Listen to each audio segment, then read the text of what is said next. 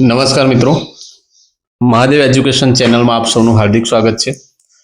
મિત્રો, આજના વિડીયોમાં લઈને આવી રહ્યો છું એસએસ ગુજરાત પર માસિક ટપાલ કેવી રીતે ભરવી અને માસિક ટપાલના તમામ સ્ટેપ આ વિડીયોમાં તમને બતાવવા જઈ રહ્યો છું. તો વિડીયો ધ્યાનપૂર્વક જોજો મિત્રો. અને ખાસ વિડીયોમાં જૂન મંથમાં જે માસિક ટપાલ ભરવાની થાય છે એમાં થોડી મુશ્કેલી પડતી હોય છે, કારણ કે બાલવાટિકાના નવા બાળકો પણ એડ કરવાના હોય છે.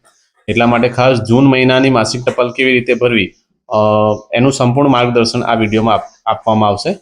તો વિડીયોમાં બન્યા રહેજો. સૌથી પહેલા ગૂગલ ક્રોમ બ્રાઉઝરમાં આપણે એસએએસ ગુજરાત લખવાનું છે અને વેબસાઇટ સર્ચ કરવાની છે. ત્યારબાદ પહેલી જે વેબસાઇટ છે એસએએસ ગુજરાત, એને આપણે ક્લિક કરીને ઓપન કરવાની છે. આ રીતે school administrative system Gujarat open થશે. એમાં ડીપી છે આપણે પ્રાથમિક શિક્ષકો માટે ઓપન કરવાનું છે. બાજુમાં સીઓએસ આપ્યું છે, જિલ્લા સર્કલ અધિકારીઓ માટે છે, અને એસએસ સ્ટાફ માટે આપણે ડીપી જે લખ્યું છે એના પર ક્લિક કરીશું આપણે. એટલે ગુજરાતના તમામ જિલ્લાઓ અહીંયા શો થશે. તો એમાંથી આપણો જિલ્લો પસંદ કરવાનો છે. તો હું ભરૂચ જિલ્લાથી છું, તો હું ભરૂચ જિલ્લો પસંદ કરીશ. ભરૂચ જિલ્લા પર ક્લિક કરીશ એટલે શાળાનું લોગિન પોર્ટલ ઓપન થશે. તો યુઝર નેમ, યુઝર આઈડી જે પણ છે શાળાની એ આપણે એન્ટર કરીશું. ત્યારબાદ નીચે પાસવર્ડ એન્ટર કરવાનો છે અને લોગિન એઝમાં આપણે શાળાનું માસિક ટપાલ ભરવાનું છે એટલે સ્કૂલ પસંદ કરીશું. ત્યારબાદ સાઇન ઇન કરીશું. ઓકે, આ રીતે ડેશબોર્ડ ઓપન થશે મિત્રો. એમાં આપણે માસિક પત્રકમાં જવાનું છે. માસિક પત્રકમાં સ્ટેપ 1, સ્ટેપ 2 છે, તો આપણે સ્ટેપ 1 ક્લિક કરીશું. તો એમાં પ્રવેશ આપેલ બાળકો, ફરજિયાત બિનફરજિયાત અને આ બધા ફોર્મ છે, એ ફોર્મ બધા આપણે વારાફરતી ભરવાના છે. અહીંયા જૂન 2026 લખ્યું છે, તો આપણે અગાઉના મહિનાની માહિતી લાવવા માટે મે 2026 કરીશું એટલે માહિતી આવી જશે. પછી જ્યાં ચેન્જ કરવા જેવી લાગે ત્યાં જ આપણે કરીશું. સૌથી પહેલું છે શાળામાં પ્રવેશ આપેલ બાળકોની સંખ્યા, બરાબર. તો 5 થી 6 વર્ષમાં એટલે જે બાલવાટિકામાં પ્રવેશ આપ્યા છે એ બાળકોને આપણે અહીંયા દર્શાવવાના છે. ત્યારબાદ 6 થી 14 વર્ષમાં જો કોઈ બાળકોને પ્રવેશ આપ્યો હોય તો એ આમાં દર્શાવવાના છે. ત્યારબાદ રેકોર્ડ સેવ કરીને આગળનું ફોર્મ આપણે ઓપન કરવાનું છે. એમાં છે બિનફરજિયાત અને ફરજિયાત. આમાં ખાસ ધ્યાન રાખવાનું છે મિત્રો. એમાં વિદ્યાર્થીઓની સંખ્યા છે, વિગત છે, કુમાર કન્યા અને કુલ છે. એમાં ગયા માસ આખરે સંખ્યા, બિનફરજિયાતમાં જે ગયા માસમાં આપણે બતાવી હશે મે મંથમાં, એને આપણે અહીંયા 0 કરી દેવાનું છે. ઓકે, અને ફરજિયાતમાં આપણી જે સંખ્યા છે ચાલુ માસના બાલવાટિકા સિવાયના બાળકોની, એ સંખ્યા અહીંયા દર્શાવવાની છે. ત્યારબાદ ચાલુ માસમાં દાખલ કરેલ, એટલે જે બાલવાટિકામાં આપણે જે બાળકો દાખલ કર્યા છે એ બિનફરજિયાતમાં આવશે. બિનફરજિયાત એટલે 5 વર્ષ કે 5 વર્ષથી ઓછા એ બિનફરજિયાતમાં આવશે, અને 6 વર્ષથી ઉપર હોય એ આપણે ફરજિયાતમાં લેવાના છે. તો બાલવાટિકાના બિનફરજિયાતમાં આપણે દર્શાવી દેવાના છે. ત્યારબાદ છે બિનફરજિયાતમાંથી ફરજિયાત થયેલ બાળકો, એટલે એ ગયા મહિનામાં આપણે બતાવ્યા છે. બાલવાટિકામાંથી પહેલા ધોરણમાં ગયા એટલે આપણે એને બિનફરજિયાતમાંથી ફરજિયાત કર્યા, 6 વર્ષના થઈ ગયા એટલે. પછી ફરજિયાતમાંથી બિનફરજિયાત એમાં કોઈ હોય તો દર્શાવવાના. ત્યારબાદ ચાલુ માસમાં શાળા છોડી ગયેલ, સર્ટી લઈ જવાથી કોઈ બાળકો ચાલુ માસમાં શાળા છોડી ગયેલ છે તો એને ફરજિયાતમાં આપણે દર્શાવવાના છે. અહીંયા મે મંથમાં ફરજિયાત જે છઠ્ઠામાં ગયા તે બાળકો દર્શાવ્યા હતા એનો 0 કરી દેવાના છે આપણે. ગયા માસમાં આપણે એને દર્શાવી દીધા છે. સતત ગેરહાજર રહેલ અને નામ કમી કરેલ એવા કોઈ બાળકો હોય તો એને પણ દર્શાવી દેવાના.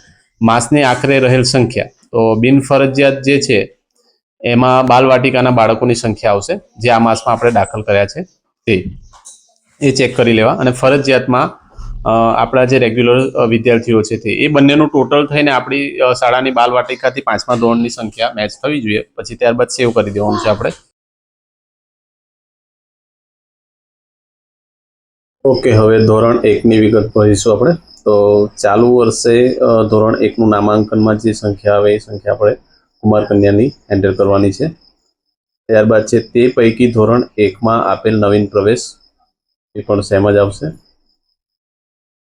ત્યાર પછી છે ગત માસે ધોરણ 1ની સંખ્યા, તે પૈકી ધોરણ 1માં આપેલ નવીન પ્રવેશ એ સંખ્યા એન્ટર કરવાની છે.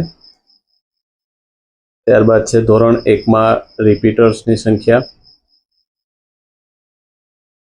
તેના નીચે છે ધોરણ 1માં પુનઃ પ્રવેશ આપેલની સંખ્યા, ધોરણ 1 અન્ય શાળામાંથી સર્ટી આધારે દાખલ કરેલ બાળકોની સંખ્યા, ત્યારબાદ છે નામાંકન સિવાય દાખલ થયેલ બાળકો, અને ધોરણ 1 માસના અંતે પ્રવેશ પૈકી હયાત સંખ્યા, તેમાં પણ જે આવતી હોય તે. ત્યારબાદ છે ધોરણ 1 ચાલુ માસના અંતે શાળા છોડી ગયેલ બાળકો જો હોય તો એ દર્શાવવાના છે. ત્યાર પછી ધોરણ 1 માસના અંતે કુલ એકંદર સંખ્યા આવી જશે ઓટોમેટિક. સેવ કરી આપણે આગળ વધીશું એટલે એક બીજું ફોર્મ અગાઉનું ઓપન થશે. એમાં છે લોક સહયોગ, કોઈ ગામમાંથી લોક સહયોગ હોય રોકડ કે કોઈક વસ્તુ સ્વરૂપે, તો એ આમાં દર્શાવવાની છે રકમ.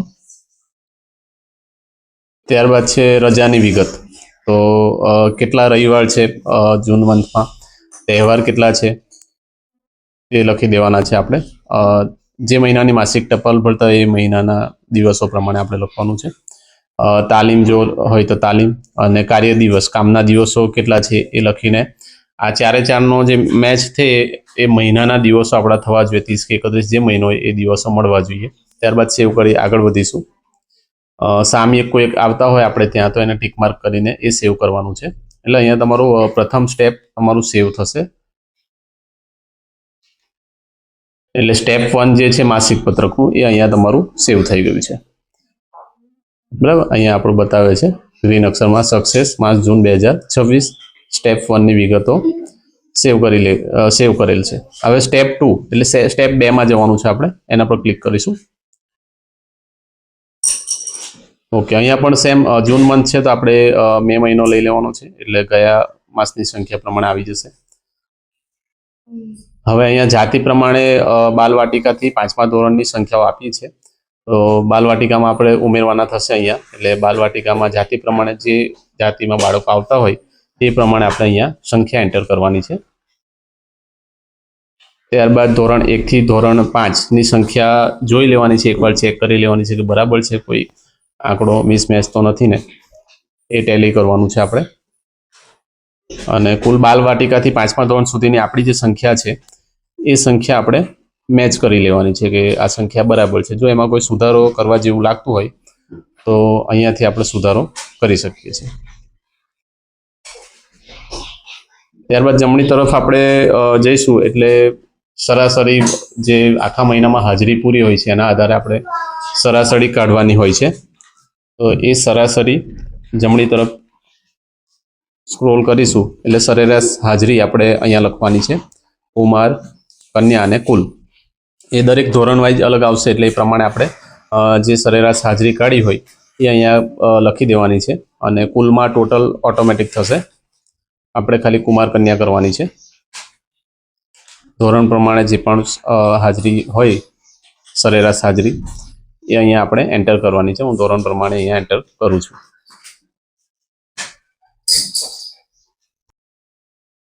ઓકે મિત્રો, આ રીતે ધોરણ પ્રમાણે સરેરાશ હાજરી છે એ આપણે અહીંયા એન્ટર કરી દેવાની છે.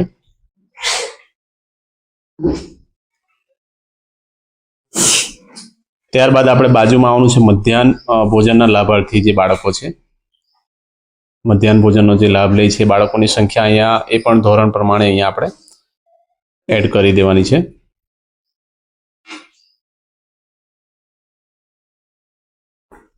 નીચે ટોટલ આવશે, ટોટલ આપણે મેચ કરીને જોઈ લેવાનું છે કે આપણી શાળાનું જે ટોટલ સંખ્યા છે એ બરાબર છે. વિદ્યાલક્ષ્મી બોન્ડમાં કોઈક હોય તો લખવાના છે. લઘુમતી બાળકોની સંખ્યા, અને છેલ્લું છે આધાર કાર્ડ ધરાવતા બાળકો. ધોરણ પ્રમાણે જે કુલ સંખ્યા છે એ પ્રમાણે કેટલા બાળકો આધાર કાર્ડ ધરાવે છે એ અહીંયા લખી દેવાનું છે. ઓકે મિત્રો, અહીંયા સંપૂર્ણ વિગત ભરાઈ ગઈ છે. પછી અહીંયા સેવ કરવું જે ઓપ્શન નીચે છે બોક્સમાં એના પર ક્લિક કરીશું. એટલે સ્ટેપ 2નો જે પહેલો વિભાગ છે એ આપણો અહીંયા સેવ થઈ ગયો છે. હવે બીજો વિભાગ છે બી, એ શાળાની વિગત છે. એને આપણે ઓપન કરીશું અને મહિનો આપણે મે મહિનો પસંદ કરી લઈશું. એટલે એ પ્રમાણે જે આપણે અગાઉ ડેટા નાખ્યા છે એ ડેટા બધા સંપૂર્ણ ડેટા આવી જશે શાળાની વિગતમાં. હવે આ સંપૂર્ણ ડેટાને આપણે ચેક કરી લેવાનું છે. એમાં જો કોઈ ભૂલ લાગતી હોય તો આપણે સુધારો વધારો જે કરવો હોય એ કરી લેવાનો છે. જો સાવચેતીપૂર્વક ભરીશું તો એમાં કોઈ સુધારો કરવાની જરૂર પડે નહીં. અને લાસ્ટમાં એમાં પણ સેવ કરવું ઓપ્શન છે, એને ક્લિક કરીશું એટલે પૂછશે શું તમે માસિક ટપાલ સેવ કરવા માંગો છો. આ રીતે આપણા બંને સ્ટેપ સેવ થઈ જશે. ત્યારબાદ નીચે પ્રિન્ટ માસિક ટપાલનું ઓપ્શન છે, એના પર ક્લિક કરીશું. અહીંયા મહિનો પસંદ કરી લેવાનો છે અને પ્રિન્ટ ઓપ્શન ક્લિક કરીશું એટલે આખું માસિક પત્રક શો થઈ જશે આપણી પાસે. એમાં બધી સ્કૂલની જે ડિટેલ ભરી છે, આપણે વિદ્યાર્થીઓની ડિટેલ ભરી છે, બધી આમાં આવી જશે અને અહીંયાથી તમે પ્રિન્ટ લઈ શકો છો. આગળ પાછળ બંને પ્રિન્ટ કાઢવાની હોય છે. આગળમાં માસિક પત્રકની પ્રિન્ટ હોય છે અને બેક સાઈડમાં પ્રિન્ટ શાળાના શિક્ષકોની હકીકત, તો એના પર ક્લિક કરીશું એટલે એ પણ અહીંયા શો થઈ જશે. એટલે આગળ પાછળ બંને આ રીતે આપણે પ્રિન્ટ કરી શકીએ છીએ. ઓકે મિત્રો, વિડીયોમાં જોડાઈ રહેવા માટે આપનો ખૂબ ખૂબ આભાર. અને જો વિડીયો ખરેખર ગમ્યો હોય તો વિડીયોને લાઇક કરી શેર કરજો, બેલ આઇકન દબાવવાનું ભૂલતા નહીં. અને જો ચેનલ પર નવા હોય તો ચેનલને સબસ્ક્રાઇબ કરજો. Thank you. હર હર મહાદેવ.